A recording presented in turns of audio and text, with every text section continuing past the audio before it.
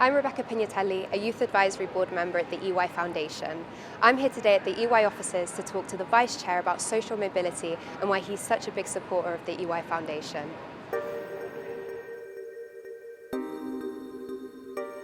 Thanks again for chatting with me today, Steve. Can you tell us a bit more about what the EY Foundation is? Yeah, sure. The Foundation's an independent charity, independent from EY. Its purpose is to help young people from low-income backgrounds and really to do two things. The first one is paid work experience. The second is develop employability skills.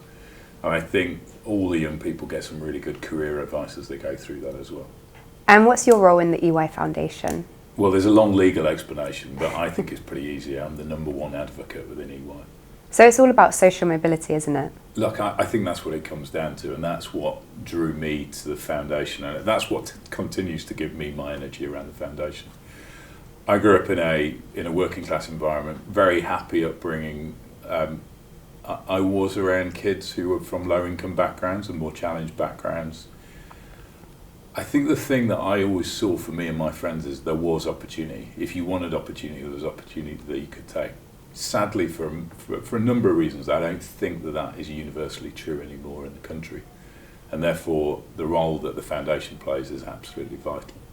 Yeah, I would say so. I'd say in my experience, I got given a lot of opportunities based off the school that I went to. So I went to a grammar school, whereas I could see like other friends in my social circle or other close family members that didn't get the same opportunities that I did because of the school they went to.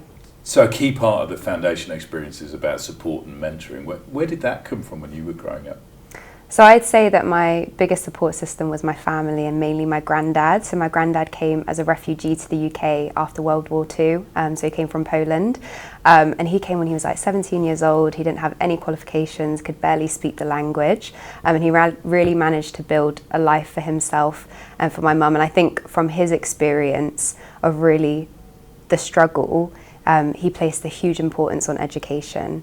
So he was kind of like the main driver in making sure my mum got a good education, making sure that I got a good education. And whenever I guess I was struggling, like at school or in other like life experiences, I'd always turn to him and he always gave me the best advice.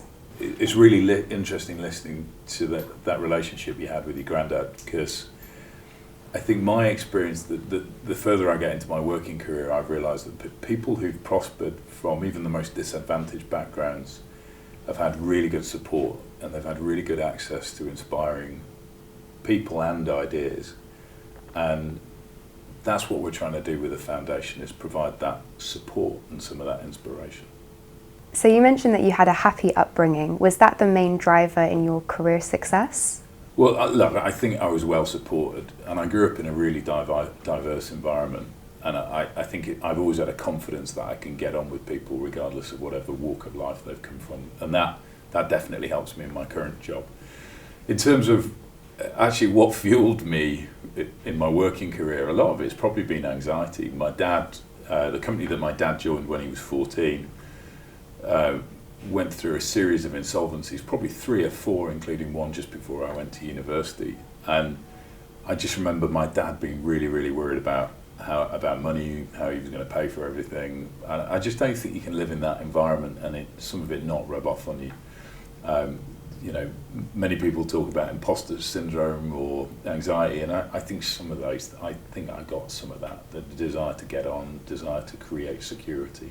Those things are the things that I definitely took from my upbringing.